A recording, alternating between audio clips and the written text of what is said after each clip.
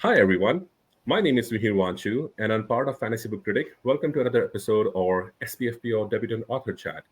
Joining me today are three very special authors who, are debutants, but also have entered their books, their debut books in SPFBO 9, which has started as of June of this year.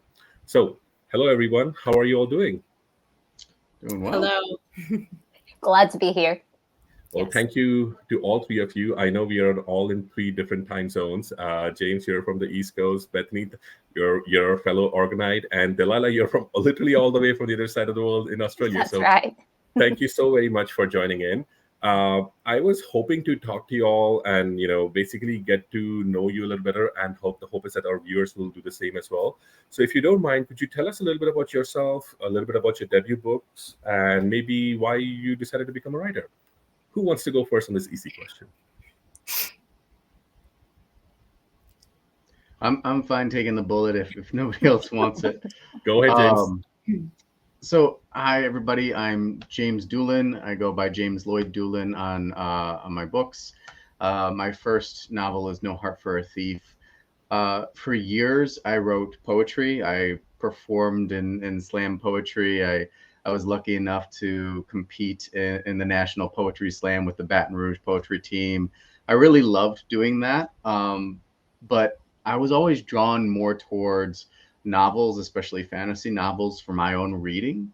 And so I was thinking I could never really do that. And then I sat down and I tried one day, and it took a lot. It took a lot of rewriting because that first draft was awful. Um, but I think I came up with something that's pretty good. And so I'm really happy to be here. I'm happy to be here with y'all, and hopefully some people like the book. Well, based on Goodreads, plenty of people like the book, Yeah. so that's a plus. Bethany, do you want to go next? Yes. So I am Bethany. I write under BSH Garcia because that's the fantasy initial thing to do. I've always liked storytelling. I wasn't one of those people who wanted to be a writer like from the get-go.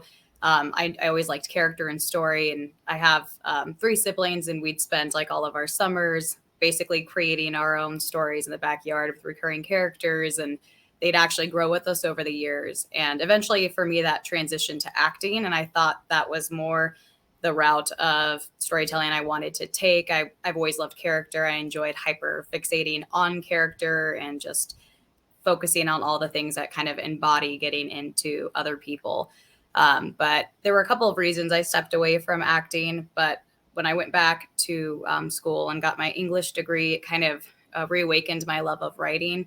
And I started dabbling in a lot of short stories and got a lot of positive feedback from various professors. And after I completed my honors work, I kind of planted a seed to go ahead and take a shot with my first book after that. So, like James said, the first draft was definitely atrocious. It took lots of rewriting, and the book that I finished with is really only a kind of a bare glimmer of what I started with. But I think that's how it's supposed to be, especially with your first book.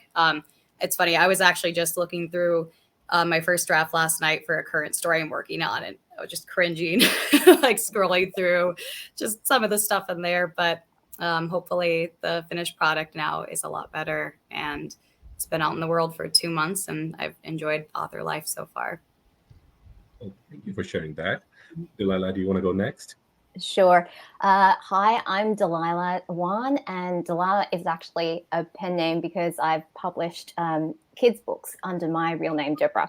And I came into this a little bit differently. I I burned out really bad during the pandemic as part of my corporate career. So I'd spent, sort of about a decade plus working in corporate accounting, and after the pandemic kind of did us all in, I decided that I'd had enough of the corporate world and that I was going to take some time off and just, pursue all the things that I had put on the back burner because of the whole climbing the corporate ladder thing. And what I had actually been working on for about 7 years at that time was a Broadway musical.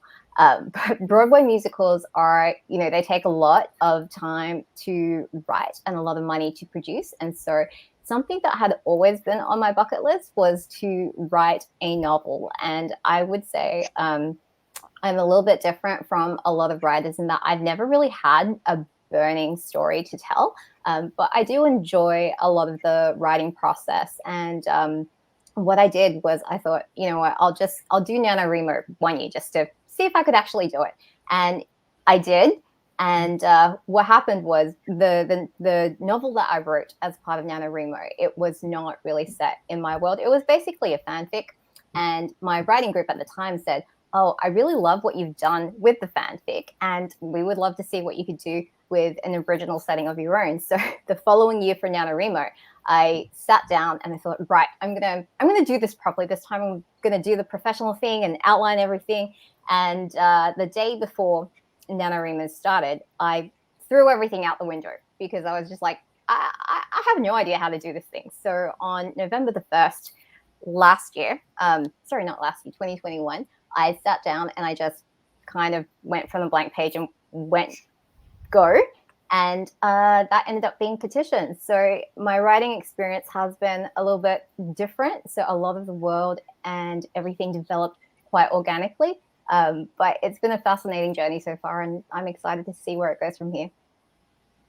Well, thank you for sharing that. Yeah, I find it really fascinating that all three of you have taken different routes.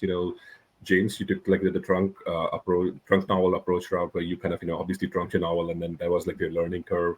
Bethany, you of course like did some changes, and now you of course can't recognize your previous work. And Delilah, you have I remember reading your blog post, like you did something for your children because you couldn't find a particular Cantonese or sort of novel, so you wrote something like that, and then you decided to make this jump from a fanfic as well. These are very fascinating routes especially for a non-writer for me, but I understand them because I've been listening to all authors for so long that it kind of makes more sense to me. I do want to, maybe before we get into the SPFBO part of this interview, I was wondering if you all could maybe take turns describing your books, because of course they have such lovely covers. And one of the reasons why I was hoping to get all three of you was because when I read the blurbs and I read the first chapters of all three of your books, it quickly became apparent to me that your worlds are very fascinating. The world building is a very unique factor in all three of your worlds. Bethany, from yours, the way you describe it is like there's a scarcity of a resource, which kind of leads to the conflict. James, with yours, it's kind of like the older mentor plus the younger person. They're coming together. Plus, there's mythology and there's gods in it as well. And Delilah, you have mentioned this that in your on your website that this world feels Asian, but it's not like a like for like simile. There's Asian aspects, but you won't really see something like it's like, oh, it's Japan or it's Korea or it's something else. But they're all very, very characteristic. And I was wondering if maybe all three of you could just maybe talk a little bit about your debuts, and so for our viewers, they get to know about why they're so fascinating. And maybe this time we can go with Delilah first. Sure.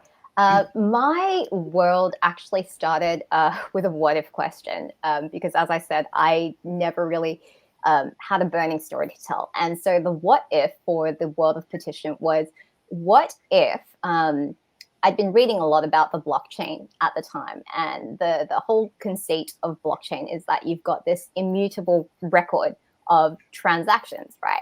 And my thought was, just with the discourse in the world going on and alternative truth and everything like that, I was like, what if the truth was like an actual thing, a concrete thing that was provable? And that's sort of the basis of where the magic system came from. And then out of that, I was like, right, well, so if that is how the world works, what would actually change about it? How would you even get to the point of the truth being a concrete thing? Because in our world, at least, it's all kind of very subjective to personal perspective and experience. And so I kind of started playing around with the idea of emotions causing echoes throughout time. So when you feel particularly emotional, the emotions resonate, and the resonance has a way of, that feeling when you're in a crowd and the crowd itself kind of has like this mood that's almost tangible. So it was that kind of idea. And then the idea that the stronger and the more emotional the experience, then the longer that echo would settle around for it. And you could kind of reach back in time to see what an event was like. And you could also kind of reach forward in time to see what future events might be like.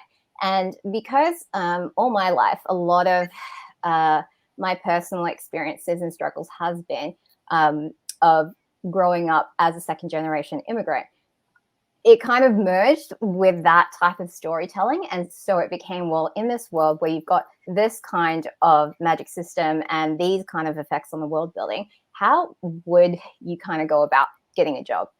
Because the whole second generation immigrant thing is your parents, they sacrifice so much to kind of give you this new life in this new country, which is supposed to be better than whatever you could have had in the old country. And how do you kind of live up to those expectations? And one thing that I have seen a lot and growing up in sort of reading fantasy novels is that there's sort of like a default of like Western medieval Europe / Dark Ages kind of settings. And while, don't get me wrong, I love a lot of the stories in those settings, it was really frustrating growing up reading a lot of those books and never seeing anything similar to my culture and my experiences represented in there. And I remember the first time I picked up a book, it was actually the Empire trilogy by Raymond E. Feist and Jenny Wirtz. And I was just blown away because I was like, oh my goodness, Lady Mara is like, this is the first character I've ever seen in a fantasy novel with a culture and a setting that is like me. And Daughter of the Empire, that particular world is actually Korean inspired. A lot of people think it's Japan, but it's actually Korean. And for me, I was like, well, I would like to do that.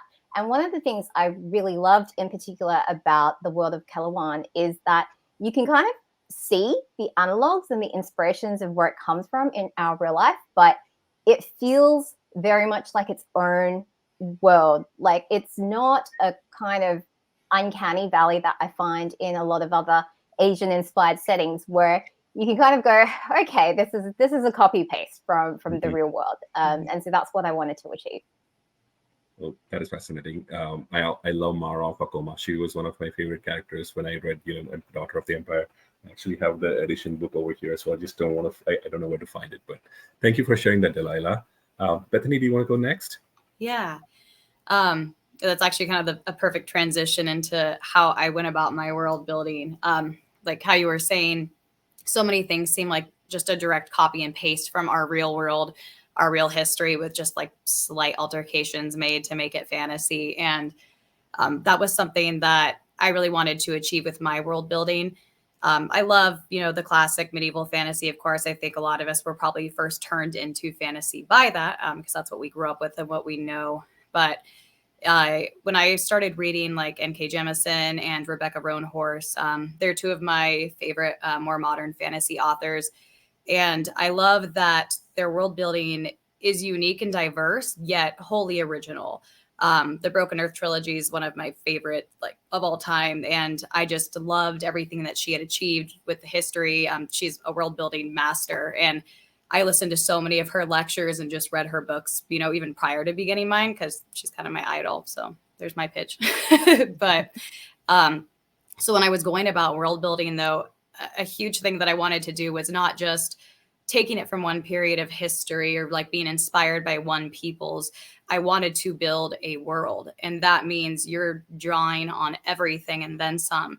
So a lot of what I was going for was trying to, lean away from the standard medieval tropes as much as possible, but just tapping into all periods of time. And so, a lot of my inspiration comes all the way back from BC period up to turn of the century stuff with like the Industrial Revolution and just using real life stuff to make a real world. So I think I probably spent more time on world building than anything else. I took an entire month just researching, just making notes, just making everything feel lived in and believable, because until I could see and live in the world, I couldn't put characters and I couldn't put a story to it.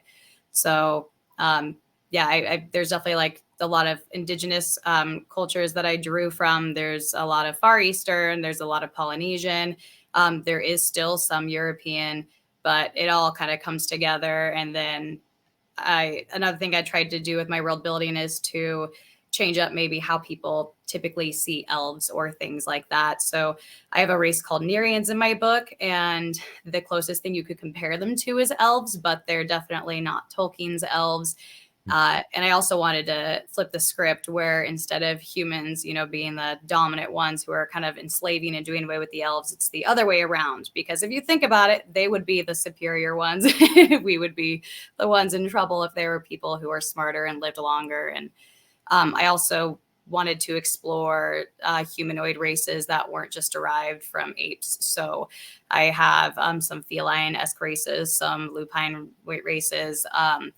There's a lot that I haven't even gotten into in the first book. So I don't know. I think the key thing for me, though, is just making it very real to our world, very believable, inclusive, and diverse, and having a variety of characters that maybe weren't the ones that you would typically see showcased. Like I tried to get very far away from the farm boy trope. Not that I don't love that. We all love Luke, clearly. But I wanted to do just different takes and draw from people that I know in my real life and people that I've seen and experienced. So that's kind of a really long-winded way of trying to summarize it, I guess. And then, yes, it does all center on this resource crisis. Relying on a crystal, I wanted to make it something a little more alluring and magical and tangible because I don't have a standard magic system in my book. The magic is much more supernatural and related to items and gods than it is like people wielding things.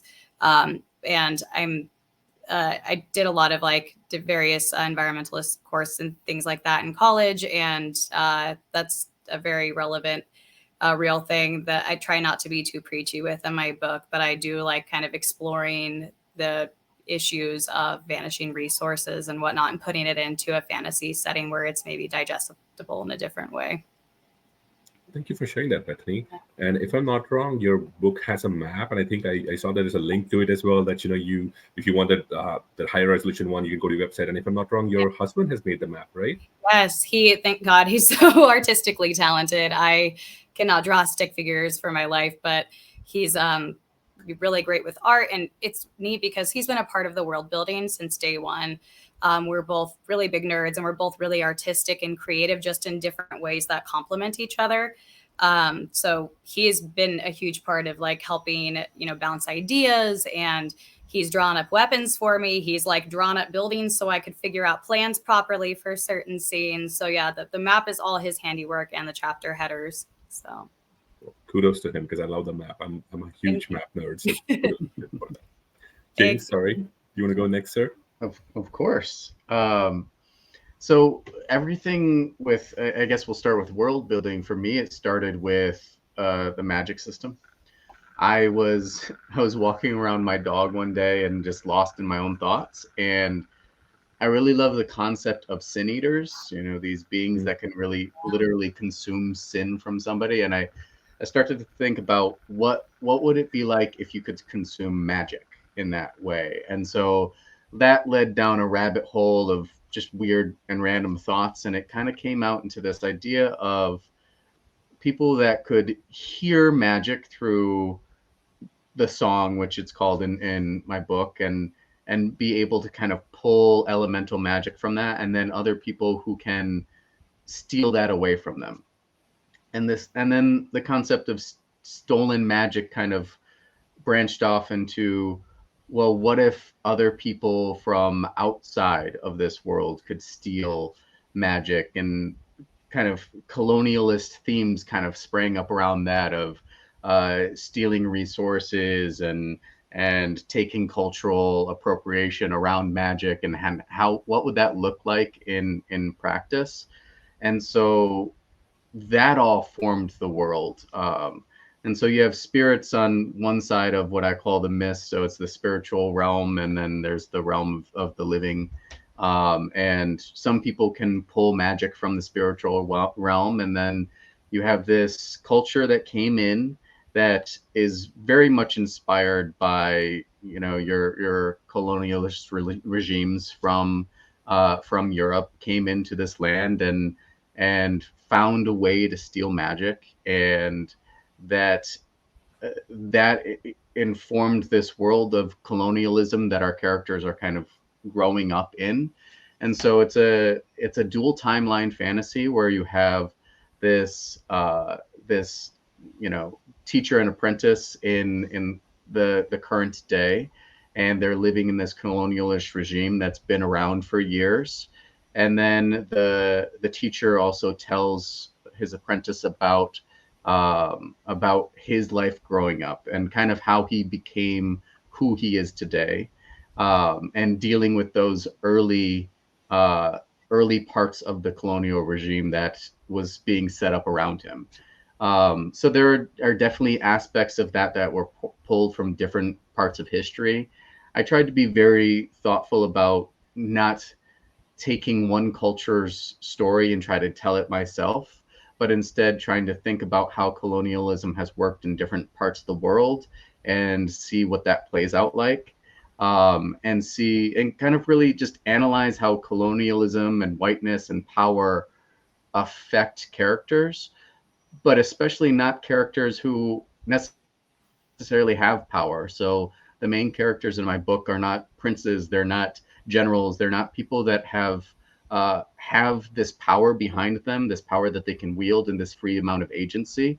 But they're just trying to survive in this world that has been kind of stripped of its resources and of its identity. And so they're trying to figure out what that looks like for them. And I've always loved coming of age stories. So I wrote two. I have one in the present day and one in the past. And I like seeing how they grow up in similar ways, but have such contrary experiences because of the times around them and because of their interactions with people. And so that's how No Heart for a Thief kind of came to be. Well, thank you to all of you for sharing that. I can definitely see your passion in the worlds that you've created and the stories that you're wanting to tell. It's really fascinating for me. I do want to say that I will eventually read your books because I have all three of your books. I bought all three of your books when I was making my Spotlight edition, because I was like, these books look so cool. And when I read the books, I'm like, I definitely want to buy it. Like, I want these books. So hoping to shift a little bit more to SPFBO. And what I would love to hear from you all, because SPFBO now is in its 9th year. I want to know from you all, because different authors come in with different, like, they always say, oh, I knew about it, I didn't know about it, or maybe I just found out about it thanks to Reddit. I want to hear, how did you all find out about the SPFBO, and when did you make the decision to kind of enter SPFBO? Like, for this year, was it last year? Just curious about that. And anybody can feel free to jump in. I guess I can go first because I haven't yet. So to be honest, I did not hear about it until shortly beforehand. If I back it up far enough, when I was first writing my book, it was very much a passion project post-college. I just had been dedicating so many hours to homework every night. I'd been working full-time and going to school full-time. So I was so used to just sitting down and applying myself. So I wrote the book without even thinking about publishing. And then after querying for a bit and getting an offer that I turned down because I didn't like the contract, I decided to self-publish. And this all happened pretty fast, like within the time of a year, making the decision to self-publish and releasing. So I spent a lot of this last year just heavily invested in the indie world and learning about self-publishing, but I did not come across this particular contest. And then I was in a giveaway with 10 other debut fantasy authors.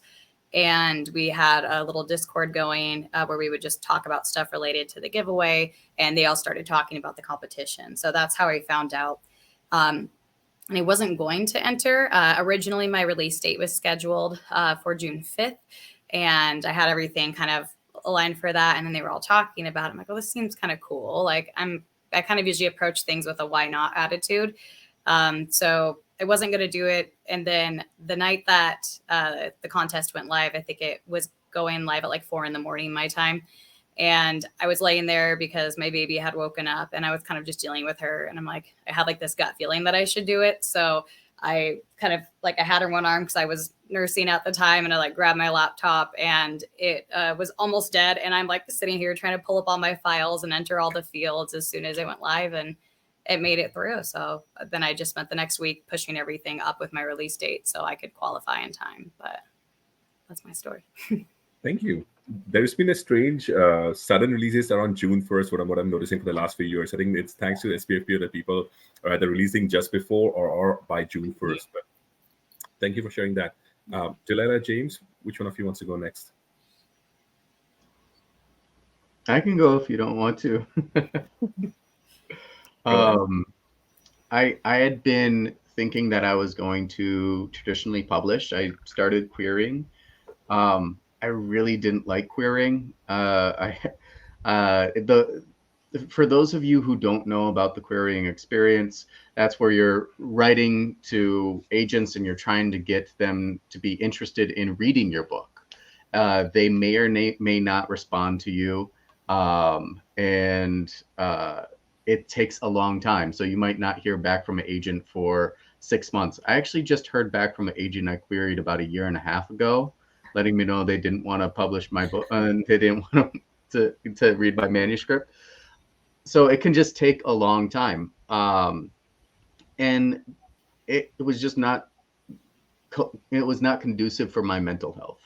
I didn't like that experience. I didn't like writing anymore, and so I just decided I want to write. I want to tell stories. It's not necessarily important to me to get them into Barnes and Noble, and that may or may not happen even if I'm traditionally published. So I'll just try this thing out. And so I did a lot of research, and at the time, I think when I found SPFBO, um, it just felt like another thing to try to get a little bit more self-validation, because I think a lot of authors are like, is my story good enough, and am I good enough, and there's that internal doubt, and so I thought, yeah, I'm gonna do this. And then as I got closer to it, I just started learning more about it and the community that kind of thrives around it, um, and it became less about the validation and more about just wanting to participate in this cool thing that Mark Lawrence started and being able to be a part of that. So I was always going to try to get in, and I'm glad I didn't wait, because this year it took 40 minutes to close up. So I'm happy that we all made it in time. 42, yes, that is going to be. I need Yeah. to get to all your reactions about it as well. But Delilah, why don't you? We want to hear from you as well. Oh, so I found out about SPFBO through the fantasy subreddit, and I actually could have entered last year, but I, for whatever reason, last year I remember looking at the date when the entry form was opening, and I think it was around the same-ish time as it was this year, like mid-May or something like that. And at that time, I think I was in the last stages of line editing and proofreading, and I was just like, oh God, like I don't know if I can get it done in time for the 1st of June. And so I went kind of like, no, like it's fine, I'll leave it. And then I ended up actually managing to squeak it all in and published on the 29th of May, something like that. And I was just like, oh, bummer. I should have just submitted it. And then, oh, well, if I get disqualified, I get disqualified, right? But so this year, when the window rolled around, I was like, because it was quite late at night for me, because I wake up very early in the morning. I start writing at 5 in the morning. And so I was up kind of way past my bedtime, sitting like on Mark Lawrence's Twitter, like hitting refresh to just see when the link would open. And I got in my entry, I think I made it 6 minutes after the form had opened. And I think I was late because by the 6-minute mark, I think 200 entries or something had been received already. And the only reason I was like at minute 6 instead of minute 2 was I was just like, I was completely paranoid I was going to miss something off my entry form. So I sat there reading it through about 3 times, double checking all the files. And oh my goodness, like SPFBO, I think based on all the industry research that I've done coming into it, Mark Lawrence and the team there have done something really amazing with it to build it into such a wonderful contest to give indie authors a lot of visibility, because I think everyone here would agree that discoverability is kind of a problem. It's kind of broken. And I don't know what's going to happen going forward, because I can just imagine next year it's probably going to close at around the 5-minute mark. So if I had submitted next year, I probably wouldn't have made it. Well, it was funny because if you had submitted last year it took about 8 hours and 40-ish minutes. So all of us, and of course, last year, as judges, we were all surprised because, the year before that, it was around the 23-hour mark. So you're like, oh, maybe 16, maybe 18 hours. And then it took 8.5 hours or something like that. And we were all shocked. So this year, the bets were like, oh, maybe 5, 6 hours, 7 hours. Nobody expected 42 minutes. And that was shocking to all of us. But Because I know I think there's a live stream also by Tori Talks. I think she and a couple of the others and Tiago Abdullah dropped in, and they literally submitted their books live, and that was, of course, interesting as well. But did you all expect that this would, get closed, like the books would pile up in like 42 minutes or so? You did, Delilah? I did, because I'd been waiting for it, and I talked about it on my YouTube channel before, which is, it's not my YouTube channel is more aimed at other authors, because it's just kind of like a documentation of my personal journey in self-publishing rather than aimed at readers of my books. And I'd been hyping it up to everybody else. I was like, guys, like, if you're writing fantasy like me, you gotta get it into SPFBO. And so I was just like reminding everybody, guys, like, it's opening in like 5 hours, set your clocks and everything. And so, like, looking at kind of the trajectory of how long it takes the entries to fill just over the 9 years, you can see it was gonna. Mark had a chart about that. I think he did a chart on his blog because he loves this stuff. Like, it started in, like, I think the first time was close to like 3 days or something like that, the first edition, and then of course it slowly started petering down to about a day. But this year and last year were just so surprising.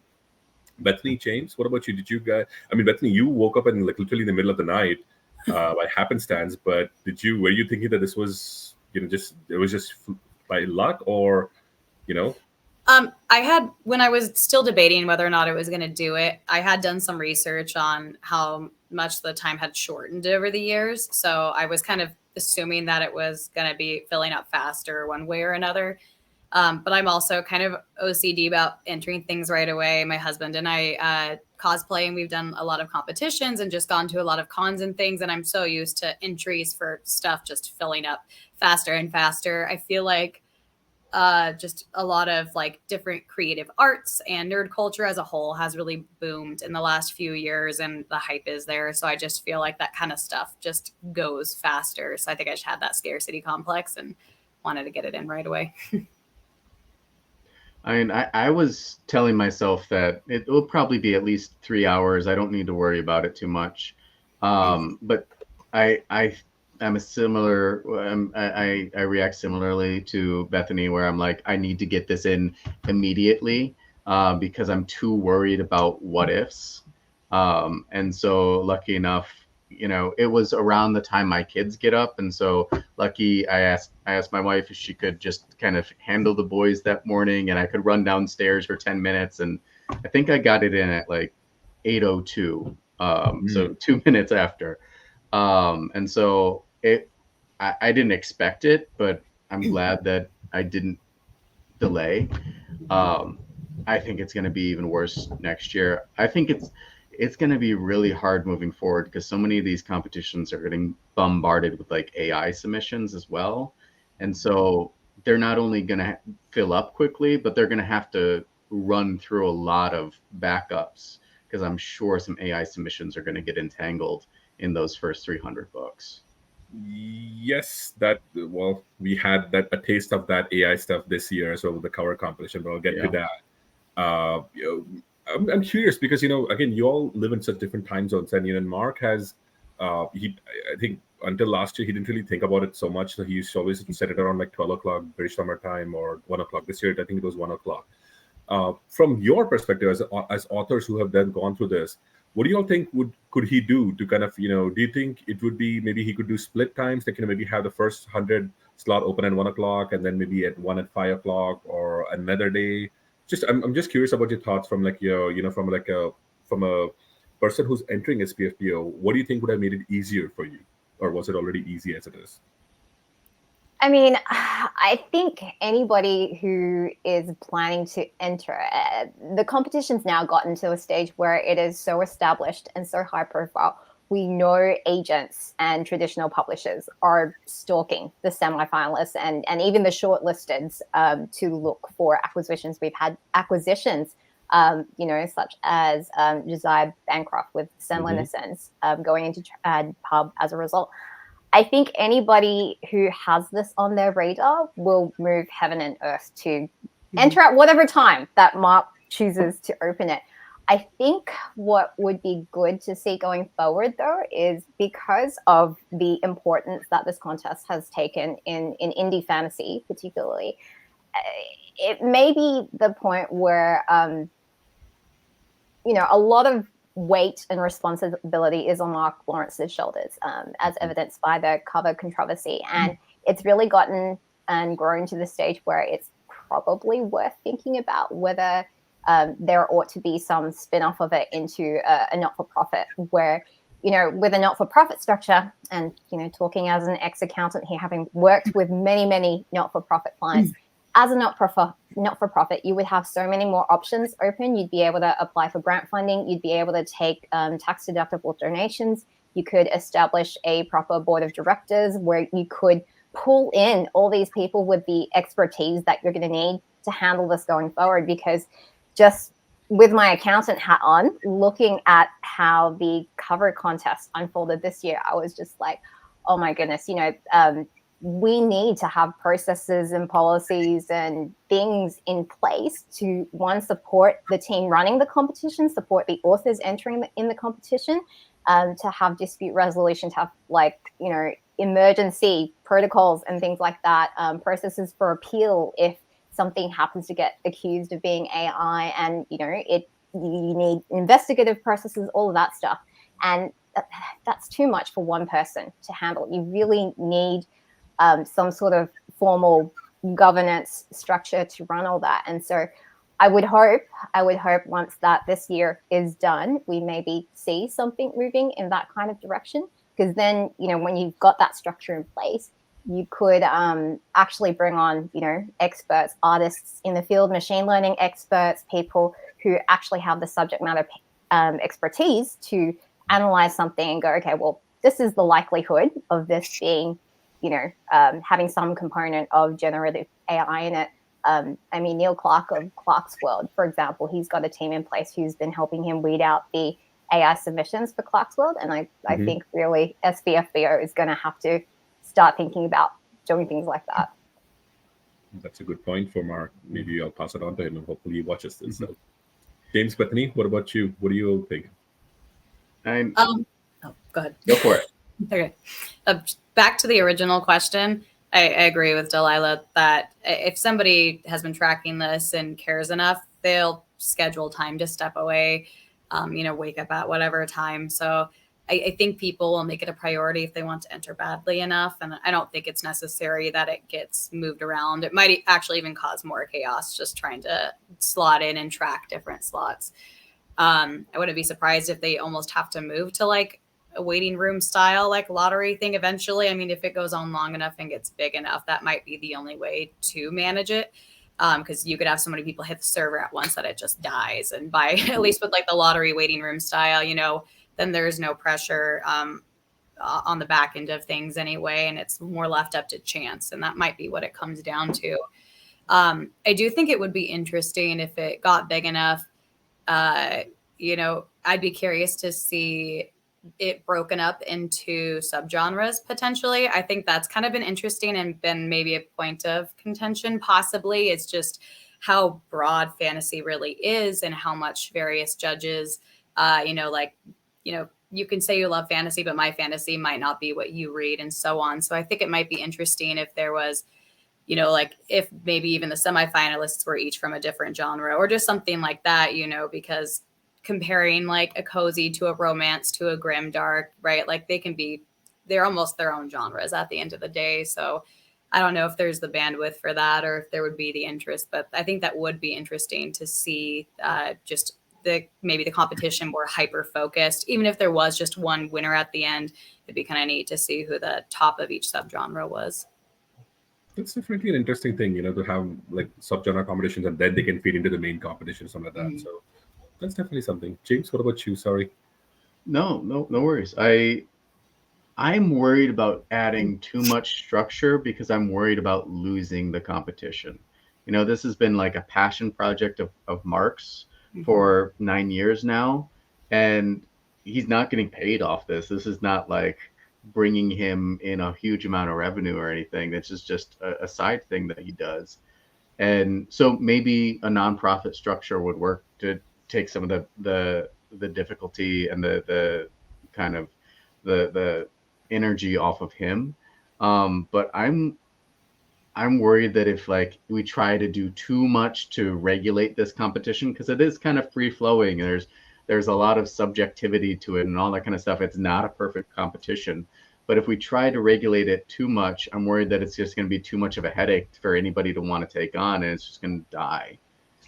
So I think there's something beautiful about the chaos of it, because you're right. There's no way to say like a cozy fantasy versus a grimdark romance. They're so different, and they accomplish so many different things, and one reader is not going to feel the same about both of them. But there's something kind of cool in that chaos that anybody can win.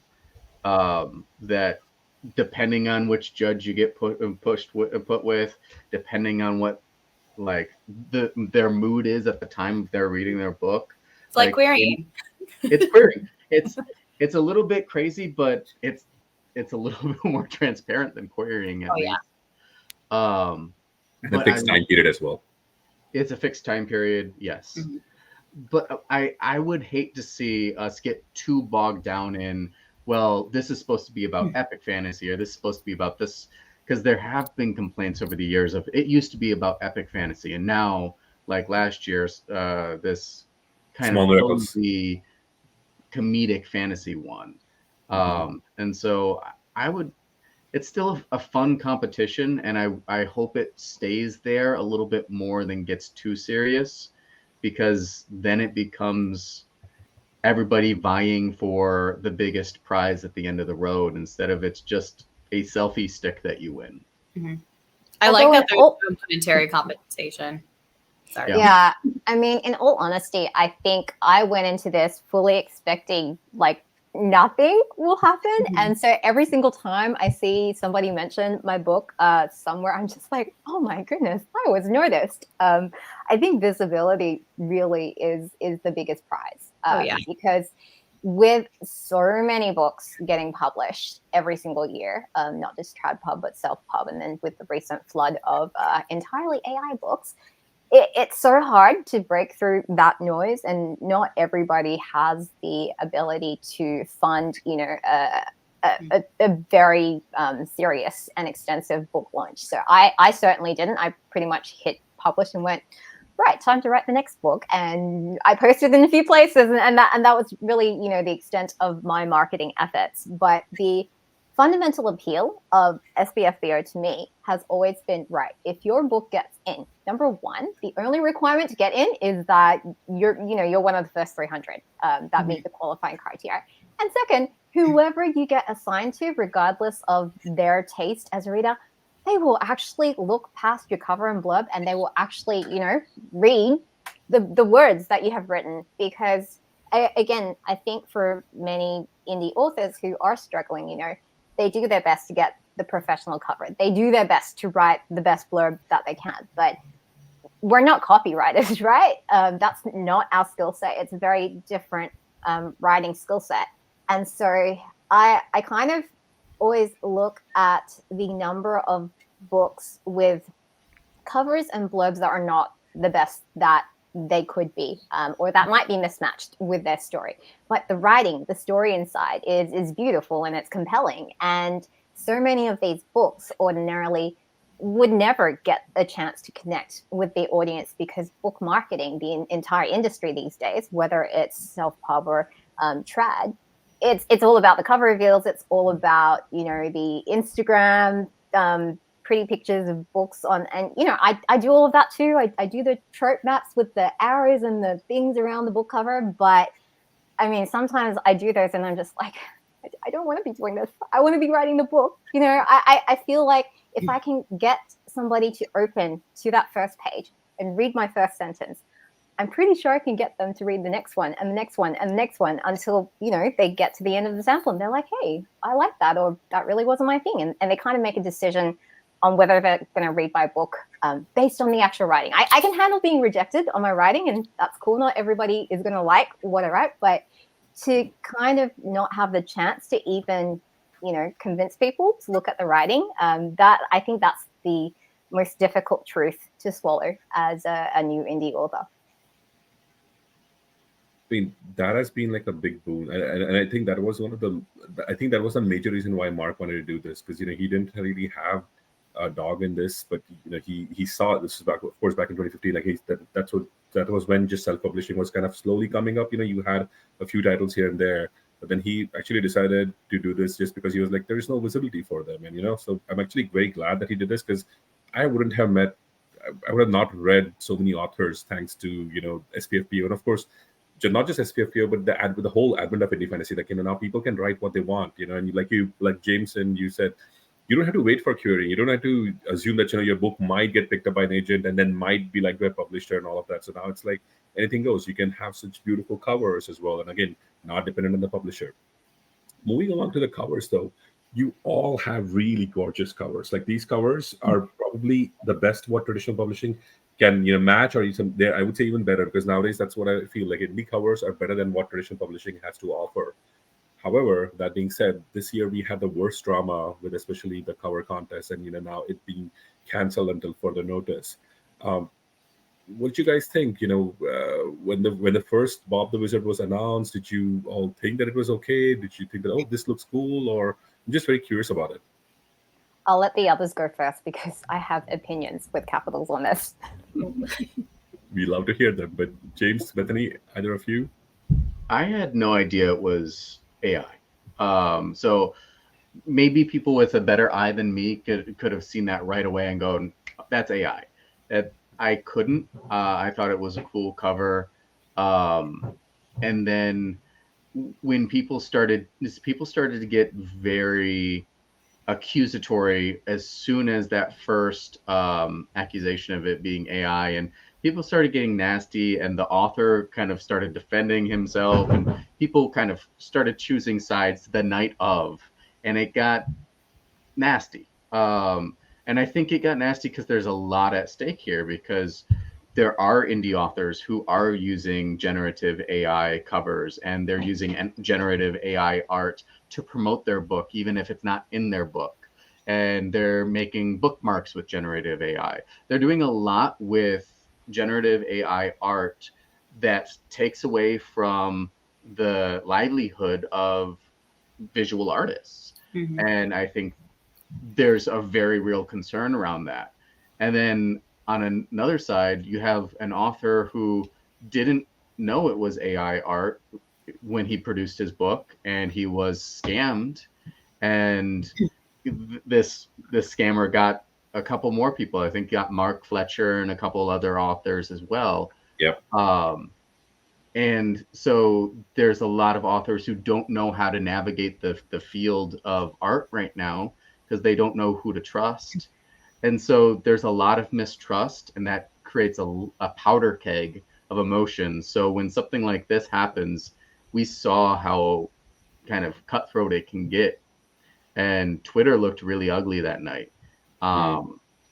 And I don't know what's going to happen moving forward. If Mark does not want to do the the cover competition anymore, according to what he posted. Mm-hmm. I know some authors said that they would come up and they would handle it, and they'd get artists involved. So we'll see what happens with it. I think it's sad if the cover competition goes away, because it can really highlight some great artists who need to be highlighted. Because let's be clear, nobody would have picked up my book if it just had some words on the front of it and didn't have any art. It would be very hard to get anybody to take a look at it. But because I got some really nice art and I was able to put it out there, that's what got me my ARC readers, was the cover art. And so I owe a lot to Felix Ortiz for putting that art together, and being able to promote my book with his art. And so I think those visual artists are just as much a part of our success as our writing. And so we need to support them, but it's a difficult land, like it's a minefield right now. Mm-hmm. Yeah, I agree with James on that. I've kind of said from the get-go, since I first got my cover art, that it's been my single best marketing tool, hands down. Like, and that was something that I was looking at back when I first, was going about my cover as if, even if I fail on all other aspects of promotion, like everybody judges a book by its cover. I mean, I've had so many people pick up my book just because of my cover. I've had people message me and be like, I don't even know what your book's about, but it looks cool, so I'm going to get it on my shelf, and I think with the cover contest fiasco, I just got, so I hadn't been on Twitter in forever because I'd found it super toxic. And I just gotten back on because of the contest. I'm like, this is cool. Kind of like meeting other authors, getting involved with the community, and then just boom. And I get both sides of it. I really dislike how quickly it turned to a witch hunt, how quickly the accusations went to, oh, well, he's definitely using AI writing too, just so quick to jump to conclusions. And for me, personally, like James said, looking at the cover, I didn't notice that it was AI. I didn't like hyper study it. I thought it was eye-catching too. And as everything kind of started unraveling, I have a lot of artist friends that I just know from past connections or people that I've used for my own art.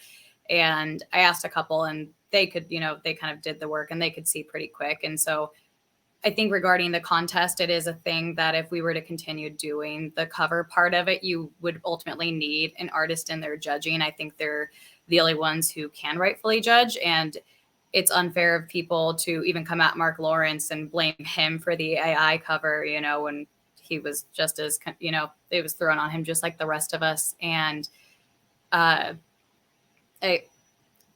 mean, AI as a whole, obviously, I don't think most of us who write and don't like AI being used for our writing, we don't want to willingly use AI for our cover artists either. I think there is some vetting that can be done on our end when we're working with our designers, obviously trying to choose someone reputable.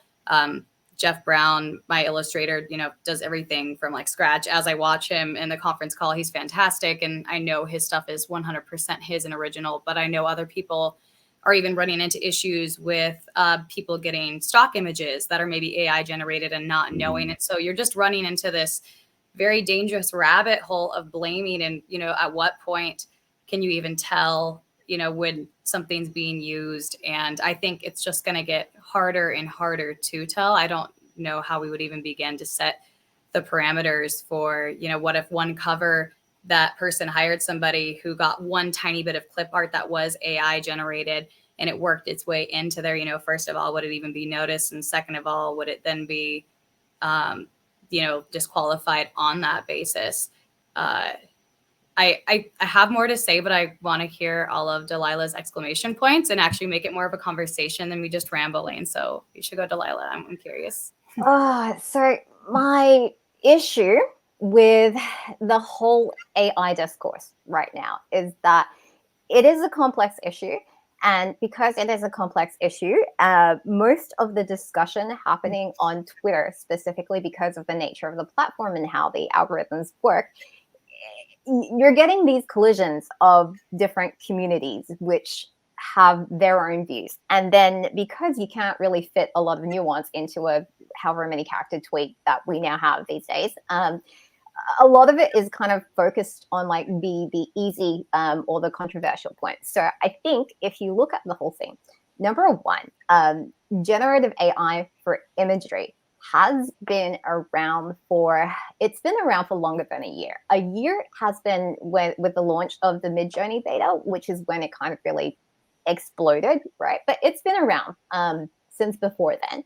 And I think majority of us would be quite happy to say, okay, the key ethical issue, the most prominent one, is that the training data of all these images have not been properly obtained with the consent of the artists who were in that data set, and they have not been compensated for the use of their art in that data set, and they're therefore not getting sort of any form of compensation for the use of their art in that.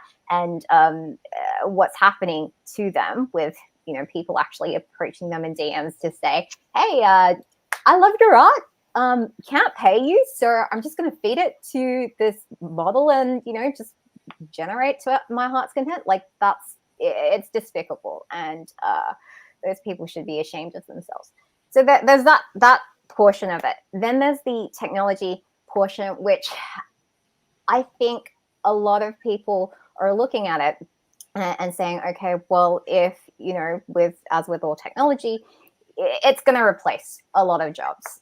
It already has replaced a lot of jobs. That's why we have the ongoing writer strikes and actor strikes at the moment. It is going to affect pretty much every industry. I don't think there's a single industry I can think of where this is not going to affect it in some way, shape, or form.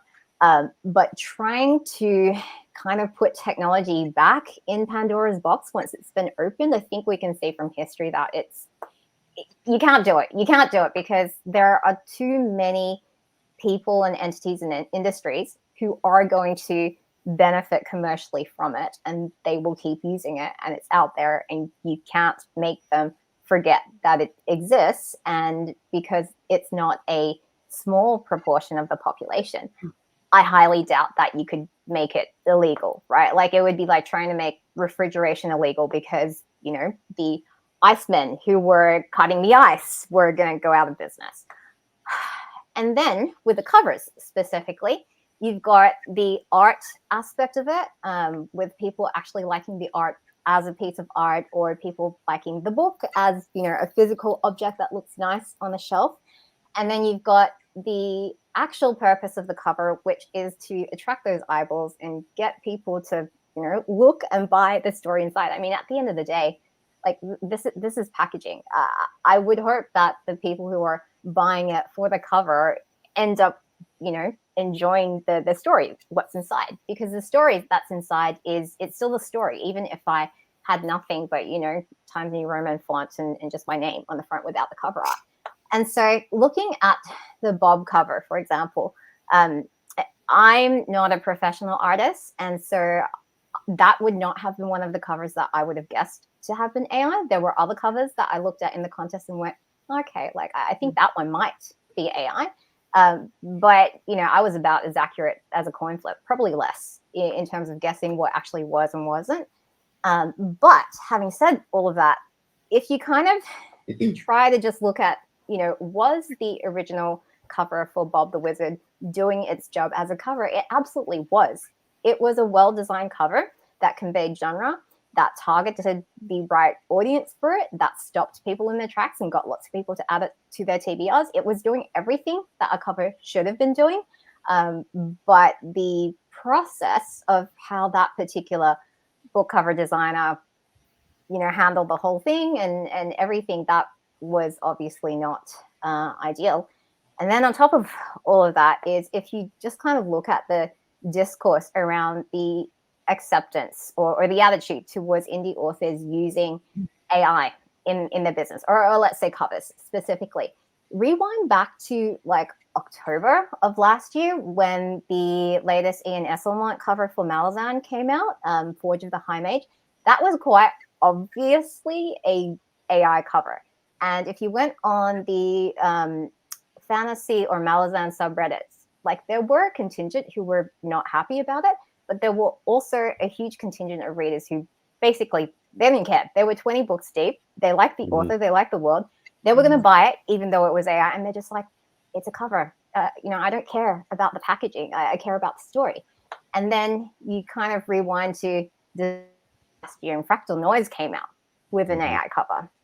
I don't think that's affected the sales of Fractal Noise at all whatsoever. Sarah J. Maas came out with House of, was it Earth and Blood, or something like that, all her titles blur my mind, but I don't think that's going to affect her sales either. And so my fear is that right now our community, because there's so much anger, like the acceptance went from, Patrick Leo posted a video on the Malazan cover when it first came out, and there was so much understanding in the comments section about, okay, like, I would understand if a self-published indie author kind of went down this path because it's very expensive, good cover art, and blah, blah, blah.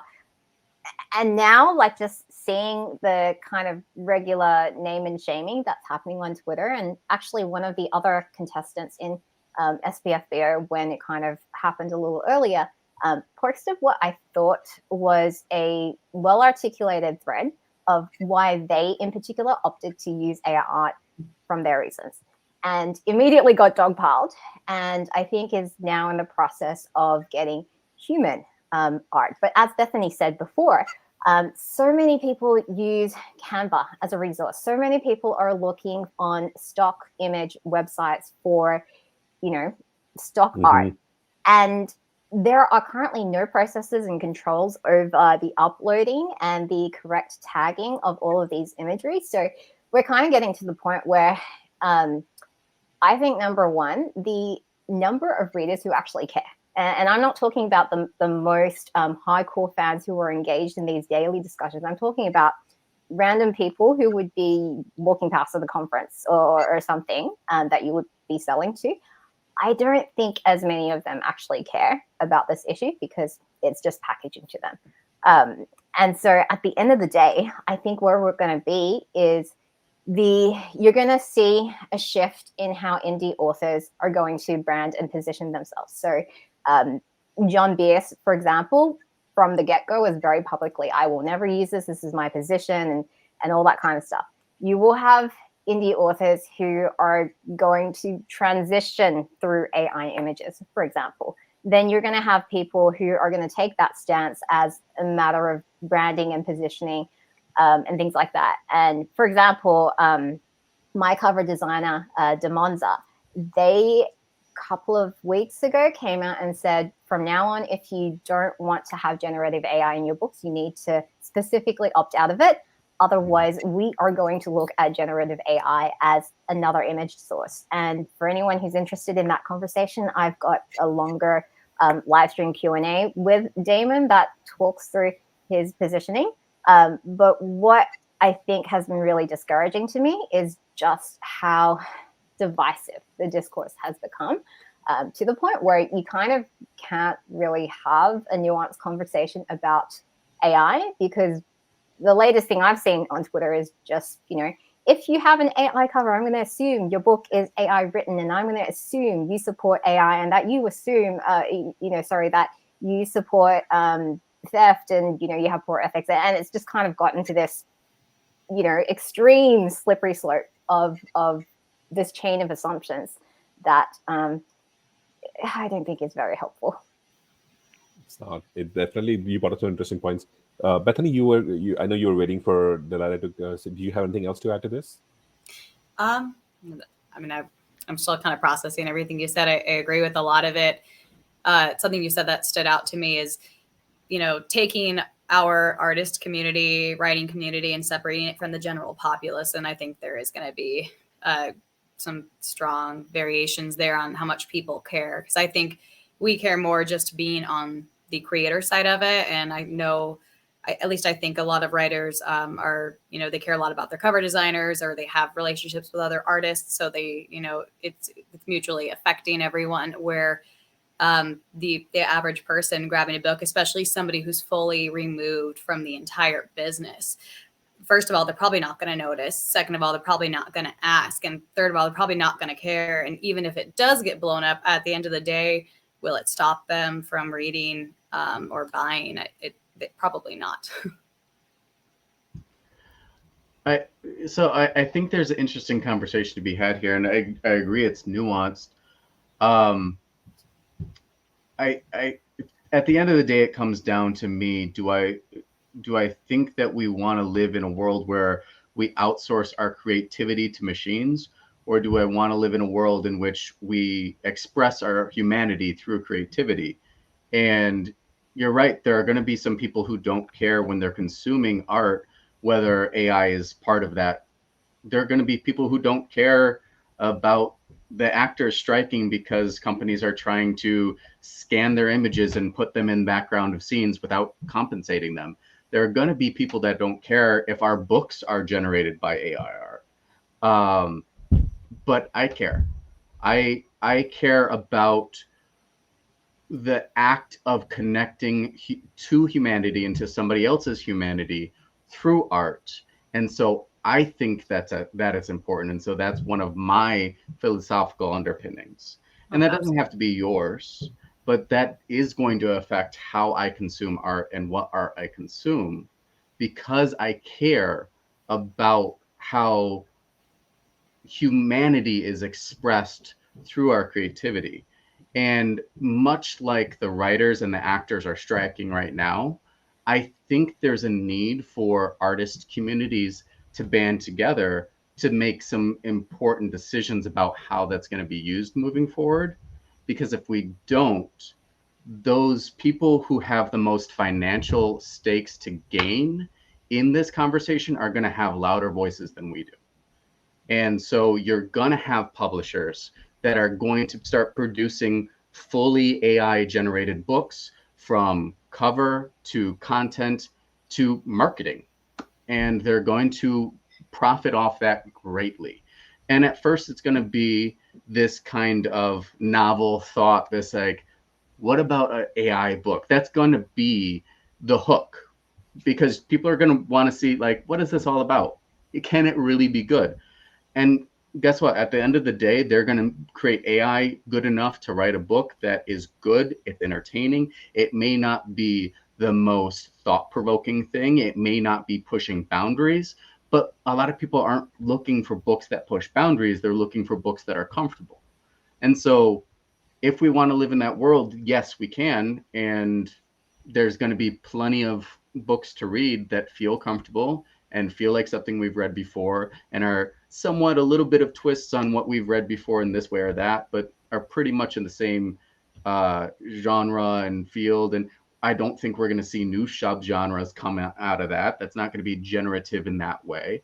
And so I think it comes down to a philosophical conversation about, what does art mean to us? What does art mean to humanity? And how are we going to approach that? Because I do think that even though there's this combative mentality, that's partly coming because I think people are scared we're going to lose this thing that is so important to what makes us human.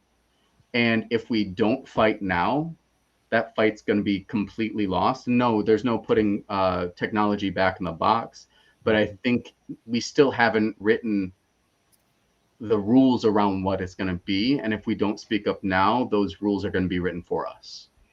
I'm not so pessimistic to think that it's an either or situation, because if you kind of go back to the very beginnings of storytelling, I mean, we're talking about oral tradition around a campfire, right? And I personally think if you kind of look at how different forms of storytelling have evolved, you had, you know, the theater play, then you've got the original books, then you had radio, TV, film, YouTube, with web serials, web films, and things like that, books, audiobooks. Like, I think what's going to happen is the two worlds are going to exist simultaneously. Essentially, you're going to have the segment who approach this as art rather than as consumption or of entertainment. But I mean, to make a very mundane kind of analogy, if you look at food, how we consume food, for example, everybody consumes food. Some people like fast food. Some people like to cook at home. Some people will support local restaurants. Some people will want to buy fair trade, organic, everything. And I think what you'll see is what we currently conceive of as art with lit fic and genre fic. You probably start having, you know, a division of human art. You have a market for human art, and you will have the market for everything else. I don't know what the relative sizes of that is going to be. My gut feel, based on, you know, no concrete data, is probably, I think the market for human art is going to be smaller than this other market over here.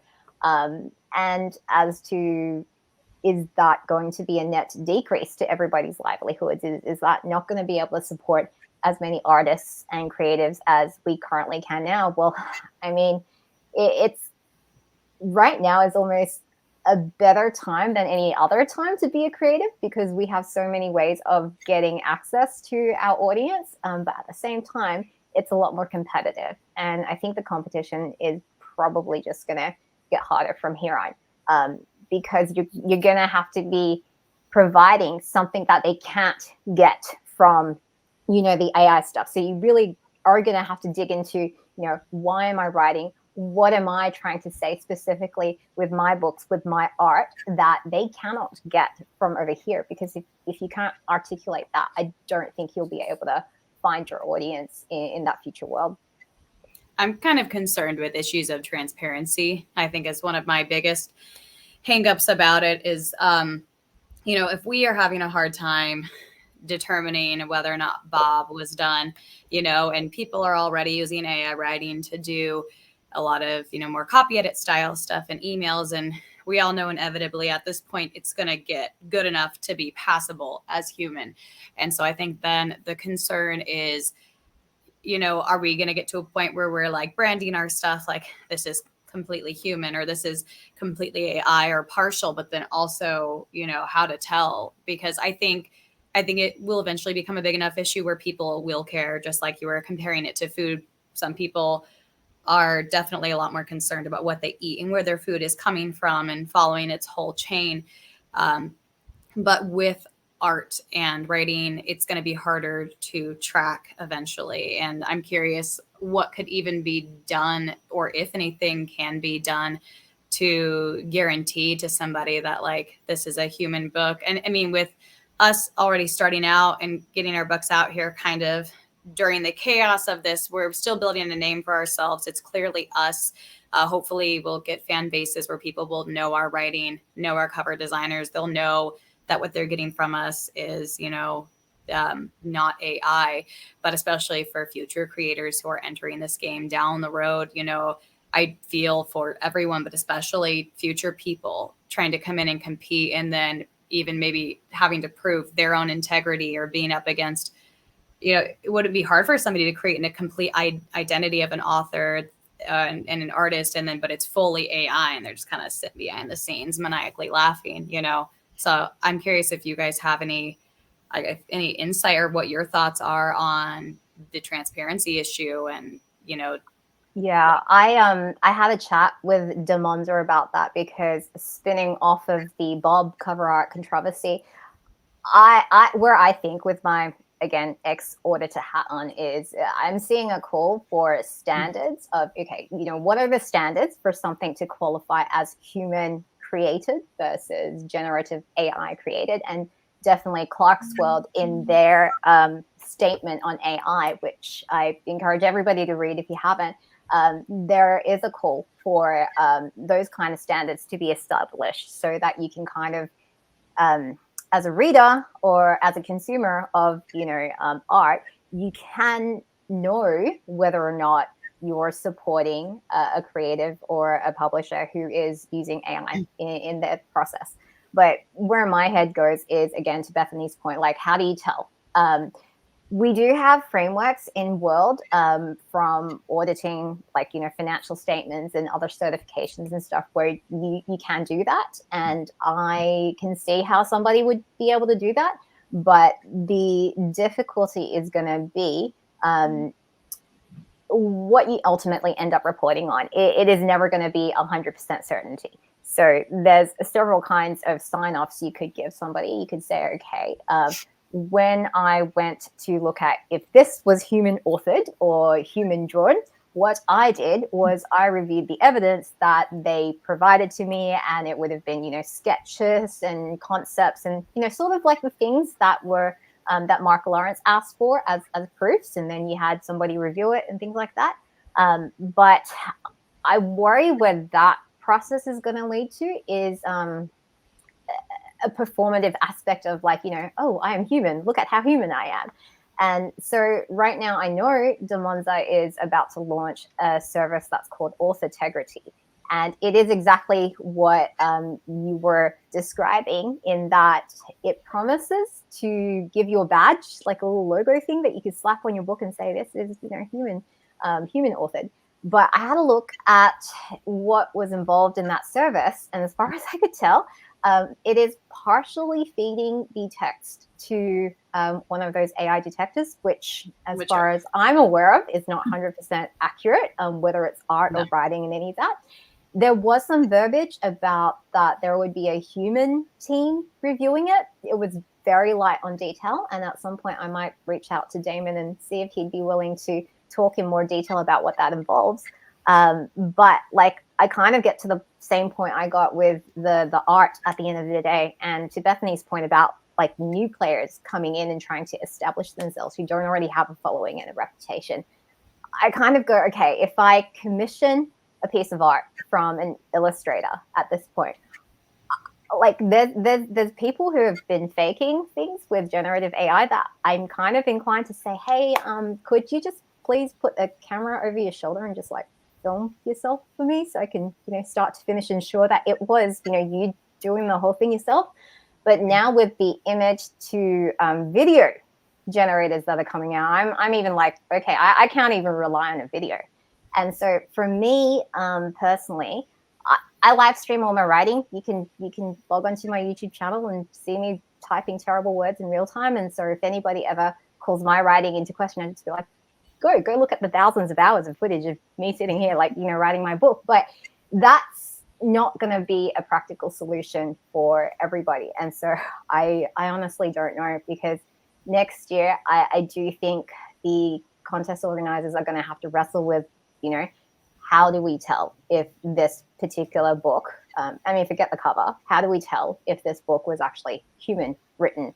And are we okay if, ChatGPT spat out the outline and then a human wrote it? Right. Or does it have to be entirely like, concept to authored product, like 100% human? I don't know. And I don't know how you could pick out that the concept was generated by ChatGPT, because let's face it, if you reduce any story to its bare bones, like they all sound like they came out of ChatGPT, to be honest. I think I'll just say this from the judge's perspective. All of the judges are unified in saying that that if anything is AI, even a little bit AI generated, it's not fit for the competition. They'll just that's 100% sure. Mark was saying, and this is probably something somebody from an engineering background can maybe speak a little bit more to it. That the one thing which is technology, as it jumps through leaps and bounds, there's always going to be those who want to check up on the technology, in the sense that there's those checking elements. Like now, of course, we have, whenever you get a fancy new phone, there's always viruses coming through, and then there's those antivirus softwares. So I'm pretty sure the people who are making those chat GPTs, and I think there's also people who are like sensing like a business opportunity of like, hey, can we make something that can clarify things? Then for that'll be our business model. That's what my hope is, that somebody's capitalistic ventures will hopefully align with our interests, and then that way they can define, or at least we can get into the place where we can at least discern from people. Because of course the idea is that, as you all know, when you submitted your submissions, I think there was a question for the AI, for the artwork as well. Is this partially or fully AI generated? And you had to mark it off. This is where I think that artist lied to the author. MW Prindle, I think the artist Sean Moss, he basically said that this was completely true. And the funny thing is, a couple of people, Samir, basically, when he showed his artwork to his artist friends, they were unanimous literally in a split second to say this is AI generated. So maybe, like James, and you mentioned that maybe Mark could have some artist, or at least somebody could have the artist be it. But Delilah, for now, I don't think there is a way for us to know between AI or not. And my hope is that people say no, because I don't want to read an AI generated book. Like, why would I want to read an AI generated book? I would rather read people who, because I feel like every person who's writing a book, they bring their life experience, and everybody's life experience is unique, and not everybody can write. I want to, I would love to be a writer. I am not a writer. I know that for a fact, which is why I can never write. So I wouldn't want to read something like, and I think the major worry from which the writers are striking for is like, they're pretty sure corporations, if they could, they would replace them in a heartbeat. Like, why wouldn't they just have an AI just generating content? Like, Netflix would love if they could get somebody, or if they would get a software which would create, write, and produce based on likenesses, so they don't have to pay anybody and they can just reap in the profit. So, like that new Black Mirror episode. I haven't seen it, but I've heard of it. It's the one with what's her name, Salma Hayek. Is that the one you're referencing? I've heard about it. I need to watch it. I'm just bad with watching TV. But nevertheless, this was a stimulating conversation. I want to move to a little less contentious topic, or maybe even more contentious topic. I want to see where you three fall, which side you fall on. Do you call it SPFBO, or did you call it SPFBO? Because I know this is like a big divide amongst authors, reviewers, everybody. So, do you fall on the SPFBO side? Do you fall on the SPFBO side? Go ahead, Delilah. SPFBO. Okay, that's one for SPFBO. Yeah, I was calling it SPFBO, and then I was the very first YouTube thing I did. Everybody was like SPFBO. I'm like, oh, is that the thing we're saying? Is that? But no, my mind did not go there when I read it. Okay, so I go so back and are you forth. currently still on SPFBO or SPFBO? I'm still on SPFBO. Okay, so that's two. James, what about you? I probably say SPFBO more, but I say SPFBO once in a while. I go back and forth. But I also find myself explaining what that is most of the time because I'm usually not talking to other authors when I'm talking about SPFBO, unless it's a Discord or something like that. And so I always have to go SPFBO, self-published fantasy blog off, and then another minute of explanation after that. Got it. So, okay, that's interesting. I'm always curious about what people. I also refer to SPFPO, but I know people who are vehemently, calling it SPFPO, and I think we can all blame Jonathan French because I think that was the first time he, in his congratulatory video, when he realized that he won, he had this video uploaded, and that's when he first called, he said it was SPFPO, and that's when the word kind of somehow suddenly just came out. So maybe we can all blame him for that. Second SPFPO winner, but I did not know that. I'm a font for fun facts about SPFPO or SPFPO. Well, moving on, but thank you for sharing that. I want to ask you, because again, you're all debutant authors, and from one thing which I've realized after talking to authors is that there's always this anxiety, and SPFPO has this really high, basically, rate of, well, not decline, but basically rejection rate, so to speak. I'm sorry to call it rejection, but there's 300 people enter, 10 books reach the finals. Mathematically, that's about close to 97%, 96.67 maybe. How do you deal with that? There are some authors who have, maybe submitted their previous books, so they kind of know what to expect.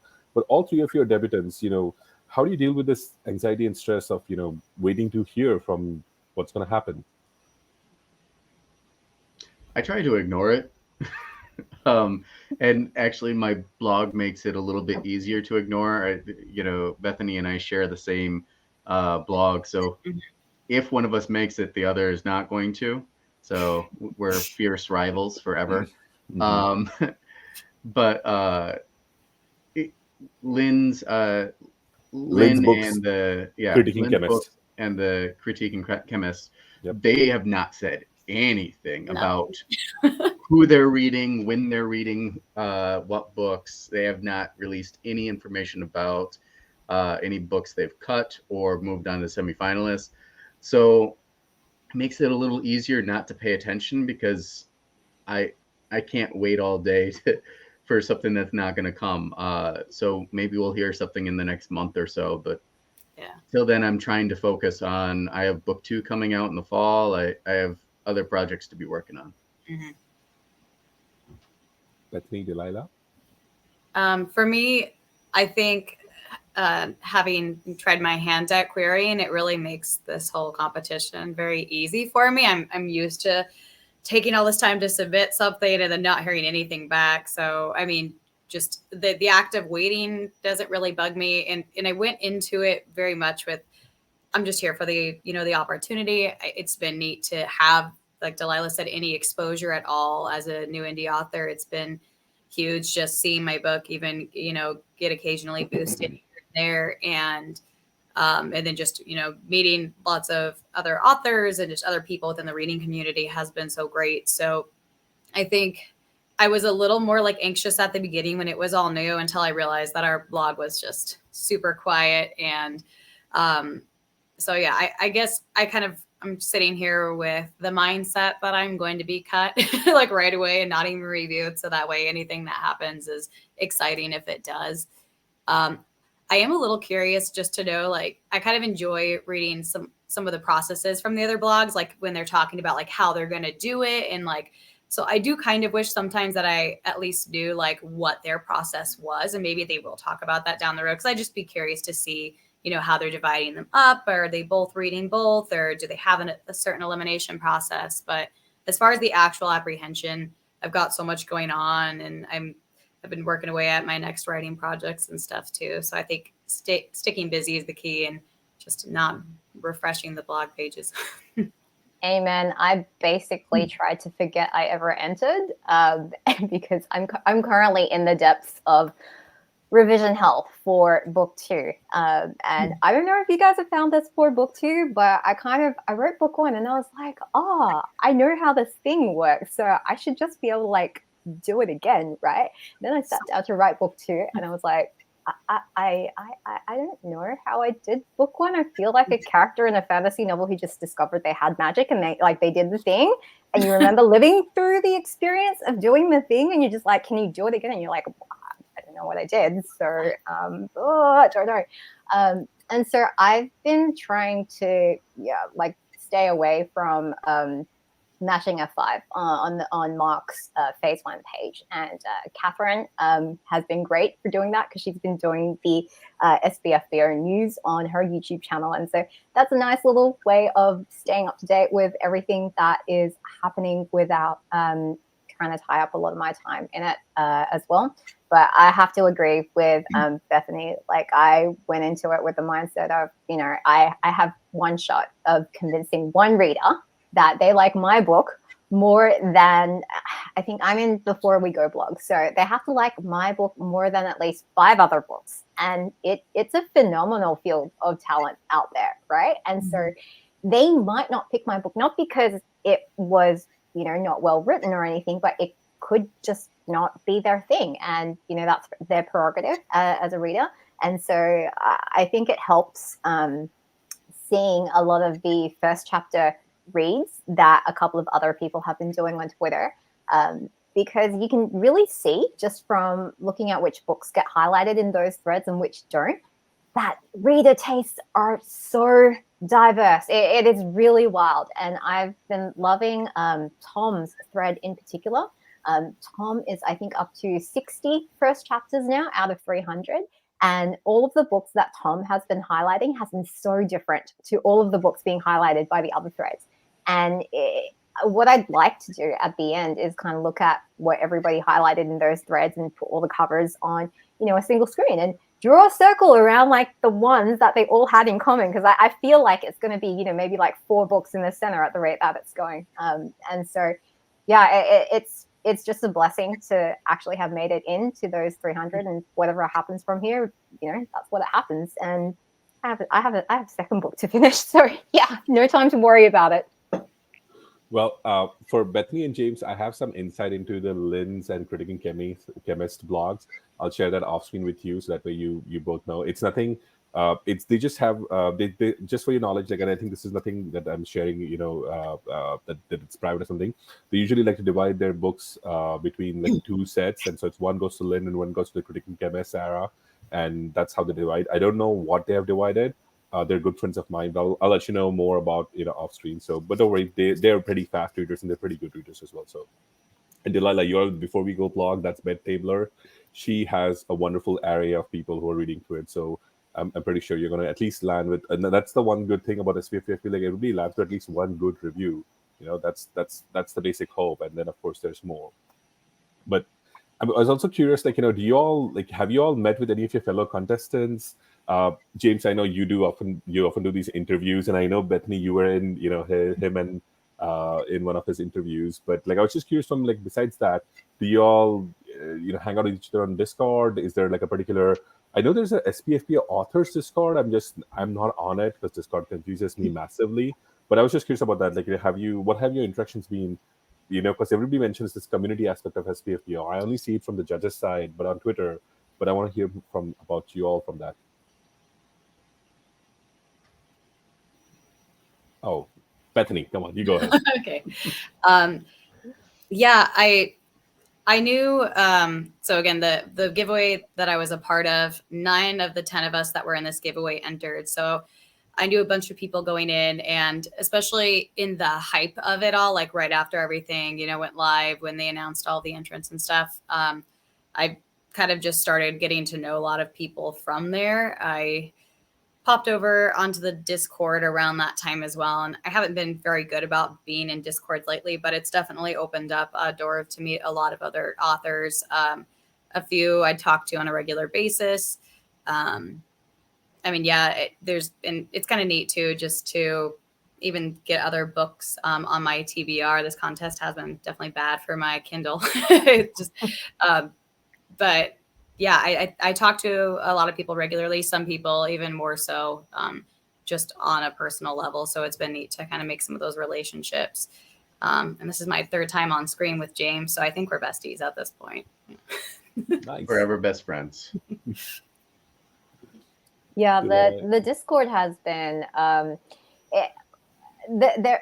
think at this point there are more Discords than I can actually count. But the SPFBO author Discord has been a good place to just kind of check in with other authors, and every time a review or cut gets posted, we're all kind of like, yay, that was a great review, you've got lots of really good pull quotes, and then when the cuts get posted, we're like, oh, okay, here's a drink to the fallen.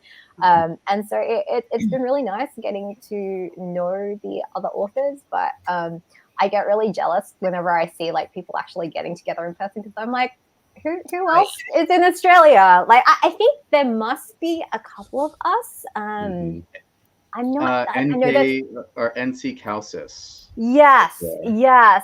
I think Ben's there. Yeah. There. JC Redcroft is there. I would be friends in Australia. You guys are all too far away. We need to get an Aussie SPFBO author get together. I'm not sure if we're all in the same city either. But yeah, like I would love to do like an in-person meetup or something. But I think it is hard with everybody juggling writing around life and work and other stuff to get together. So honestly, Twitter has been where I've mainly been at. I know other people are in Facebook, but I kind of just have a Facebook page that's like sitting there. I don't really do anything with it. And Instagram, I think, has not been as active as Twitter. So I think it's mainly been Twitter and Discord, really. Yeah, same. I hop in on the Discord once in a while. Discord is hard for me because there are so many channels and I can't keep up with everything, and so much has been said between the last time I checked and the time I just checked, and so I feel so out of the loop. And so Discord is just I feel about 87 years old every time I sign into Discord, and I feel like I'm just trying to keep up with the whippersnappers. So I'm mostly on Twitter, but as you said, I have a podcast, and we've had a few authors on from SPFBO, and so that's been great to connect with people. But yeah, it's trying to connect with people where you can, and I probably mispronounce everybody's name because I mainly speak to people in text form. It's like how you can know somebody's a reader when they mispronounce all these long words because they've only read them before. I feel like that about these names. So I'm sorry if I ever pronounce anybody's name incorrectly. How dare you, sir? But nevertheless, I'm only kidding. Well, we're kind of getting, I know you all are on different time zones, so I'm kind of going to start winding down. I do have one special question for you all. And basically, I want to ask you all if you all have a prediction about who will win SPFBO 9. Now, the only caveat is you cannot pick anybody else from this particular panel. You can pick anybody else. You can even pick your own title, but just, if it can be a random guess. It can be like a book which you strongly feel about, a book that you have read. I'm just very curious. Is there a particular title in this list, lot of 300, that you feel might win SPFBO 9? Who wants to go first? Not me. Nose goes. I have no idea, because honestly, I have not read most of the books in SPFBO. I'm always too busy to read too much, and so a lot of what I read is audiobook, and most people don't have an audiobook who are SPFBO authors right now. What I have seen, and this is just from watching people get reviews and watching people who have kind of gotten traction, I think that Seed of War by João Silva. João Silva. I think he has a big chance of getting there. Depending on how people feel about kind of comedic takes on things, I think The Crew by Sadir Samir definitely has a chance. There's the semifinals that was just announced today. Mitchell Faywood. Mitchell Faywood. Yeah. I'm forgetting her title as well. The Gamble of the Gods, right? Yes, A Gamble of Gods. Mhm. Yeah, I think she has a great chance of winning. I mean, anybody who Mark Lawrence has already read and given a quote to, I think, has a decent chance. She is his beta reader, though. She is Mark's, I think, Gotcha. first beta reader material favorite, and she's actually very apprehensive about entering. We kind of had to tell her, like, it's okay if you enter. It's not as if Mark's forcing the judges to make your book win, something like that. No, no. You're just. No, I know, you're not implying that. I was just saying that, for what we talked to her about last year, Bristol Talk. But Delilah, Bethany, who do you, either of you have a pick? And it's okay. It's completely okay if you just be like, I haven't read this book, but I like the cover, and that's why I think it might win. It's okay to get. It's just pure. It's for fun. Like James said, I wish I had already sat down and read all 300 first chapters, so I could kind of form my guess on some sort of reasonable basis. But I would say if you kind of look at the books which are coming into the competition with some level of hype, Sienna's Frost, Obsidian Awakening Oh yeah. has had a lot of hype coming in. And it's not just hype based on book tours and things like that. It's hype coming in from other reputable indie contests. And Sienna has gotten into the next round of BBMYA as well, which, as I understand the way that competition works, you have a panel of readers who actually go through the first 2,000 words of your book. So many of us who also entered in BBMYA, we did not get through. I did not get through, but Obsidian Awakening did. So I think there is a strong chance for that one. Okay, thank you, Delilah. That book is also, I've read it. I've read at least the first 10 chapters of it. It's very grim dark. Like, it's one of the darkest books I've read, but of course done very well. So, Bethany, what about you? I'm like sitting here scrolling through the titles again because there are so many. Like, there are a few that I feel like I've seen just kind of, like you said, going with a lot of hype. Obsidian was one. The Gamble for Gods, Seeds of War is one that I think is a strong contender. I've seen a lot going on just on the internet for both him and also The Price of Power. Those are some books that stand out to me that I have not read, but I think maybe based on reviews that I read from people that I do respect as a reader and a reviewer, based on just kind of digesting that, I think those are maybe some strong contenders. And I know I'm kind of cheating with this. One of the only ones I have read is The Ruptured Sky by Jessica McMinn. And she was recently announced as a semifinalist. And that having been the one book I read going in, I'd say she has a strong chance. I think one thing about her book that maybe will kind of give her a kind of a go ahead, other than it being well written, is that I think the audience range is pretty wide for the book.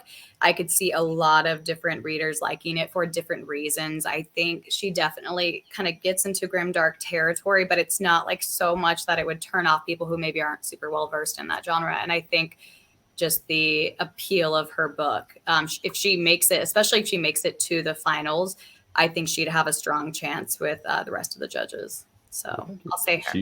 She's part of our group. She's a Fantasy Book Critic semi-finalist. So, well, thank you for clarifying that as well.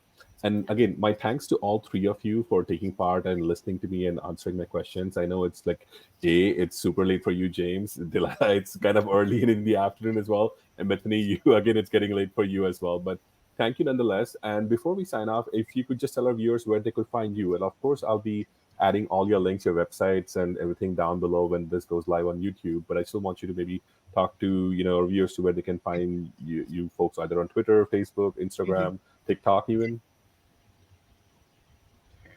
So you can find me on Twitter at James L. Dulin.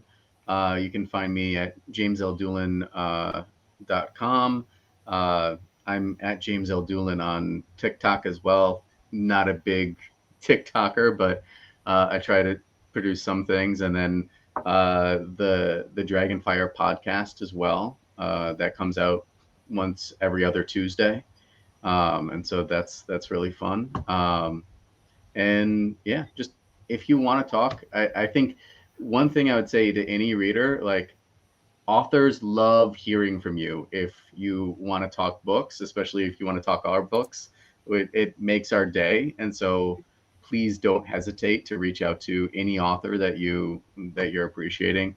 It really helps drive some of those harder moments. Send us non-AI generated fan art. We would love it. Yes. But Bethany, why don't you go next as well? Since you gave us this lovely idea. Sure. So I'm at BSH Garcia on every feasible social media platform. I will say that I'm highly inconsistent. So there you'll see me super active at times on certain platforms and then not on others. But you can find me on Twitter, Facebook, Instagram. I need to get back on TikTok. I do have an account there, but I've kind of let it die the last 2 months. But the website is at bshgarcia.com. That's probably the best resource because I have all my links listed there, all my book links. And you can sign up for my newsletter there, which is the one thing I am consistent with once a month. And I usually go into much more depth on there about everything that I do on any social media. And shameless plug, you can get a free novelette if you subscribe to it. So yeah, the website's a good tool. Thank you, For Bethany. me, I am at delilahwaan.com. That's my website. I post an annotation on one of the chapters of my book every single month. So if you're curious about the writing process or behind the scenes or why I wrote something a certain way, you can check those out. You can also sign up for my newsletter there. I am less active on Instagram and Facebook. I am there under the same handle. On Twitter, you'll mostly get my random takes on writing and cat pictures and things like that. But if you do, for whatever reason, want to check out how I write and what I write, you can hop on over to my YouTube channel, which is at Paper Tiger Productions. A lot of the regular video content is really aimed at other self-publishing authors. But yeah, I live stream every single day, at least once, usually during the week, 3 times. And so, yeah, full spoilers, though, for Petition, because I'm actually writing the end of the second book right now. All right. Well, thank you for that. And then just a fun plug for our viewers. If you subscribe to Delilah's and Bethany's newsletter, you get prequel novellas. Delilah has a prequel novella as well, and so does Bethany. But if you go to James's website, he has some really interesting blog content. And plus, you have the archives to his podcast as well. I'll be listing all of those links below. And so viewers can definitely check this out. My thanks to all 3 of you again for meeting with me and giving me your valuable time. I want to wish you all 3 all the very best for SPFBO. I know it's nerve-wracking, but still nonetheless. And viewers can definitely check out their books. They have such beautiful covers as well. And they are, from what I read from the first chapter, very interesting, at least for me. I promise I will read them before the year gets out. So at least there'll be one review on Fantasy Book Critic. Thank you nonetheless to all 3 of you. I hope you have a lovely evening or lovely day. Thank you. It's been an absolute pleasure. Yes, thank you so much for having us. It was great to sit down with all of you. All right. Well, wonderful. Thanks so much, guys. Bye.